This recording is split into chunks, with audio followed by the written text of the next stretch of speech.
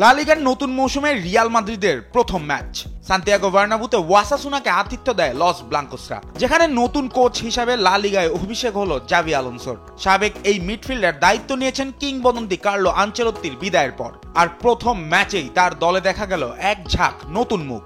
ডিফেন্সে Trent Alexander Arnold ও dean হাউসেনের অভিষেক, বাঁ পাশে তরুণ আলভারো কারেরাস, মাঝমাঠে ব্রাহিম দিয়াজের শুরু, আর ইনজুরি কাটিয়ে ফিরলেন এদের মিলিতাও। শুরু থেকেই ম্যাচের পুরো নিয়ন্ত্রণ নিয়ে নেয় রিয়াল মাদ্রিদ। মাত্র 4 মিনিটে 54টি পাস খেলেছিল স্বাগতিকরা, যেখানে ওয়াসাসুনার নামমাত্র 6টি। বল দখলে ছিল প্রায় 79%। তবে এত আধিপত্যের সত্ত্বেও প্রথমার্ধে গোলের দেখা পায়নি আলোনসোর দল। তবে বিরতির পর পাল্টায় ম্যাচের চিত্র। ম্যাচের 50 মিনিটে বল পায়ে ডান দিক দিয়ে এমবাপ্পের দৌড়, বক্সের ভেতরে সুন্দর এক কাটব্যাক মুভ, কিন্তু প্রতিপক্ষের ডিফেন্ডারের দ্বারা ফাউলের শিকার হন এই গতিমানব। বক্সের ভেতরে এমবাপ্পেকে ফাউল করায় 51তম মিনিটে পেনাল্টি পায় রিয়াল মাদ্রিদ।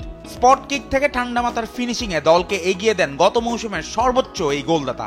লা লিগায় টানা দ্বিতীয় মৌসুমও তাই শুরু হলো এমবাপ্পের গোল দিয়ে। শেষ দিকে যদিও সুযোগ তৈরি করেছিল ওয়াসাসুনা, তবে গোলের দেখা মেলেনি। উল্টো যোগ করার সময় লাল কার্ড দেখে মাঠ ছাড়েন আবেল ব্রোতোনেস। 10 জনের দলে পরিণত হয় অতিথিরা। শেষ পর্যন্ত জয় নিয়ে মাঠ ছাড়ে রিয়াল মাদ্রিদ, আর এই জয় লা লিগায় টানা 17 মৌসুমের উদ্বোধনী ম্যাচে অপরাজিত থাকার রেকর্ড ধরে রাখল রিয়াল মাদ্রিদ। জুবায়ের নূর, স্পোর্টস ডেস্ক, দেশ টিভি।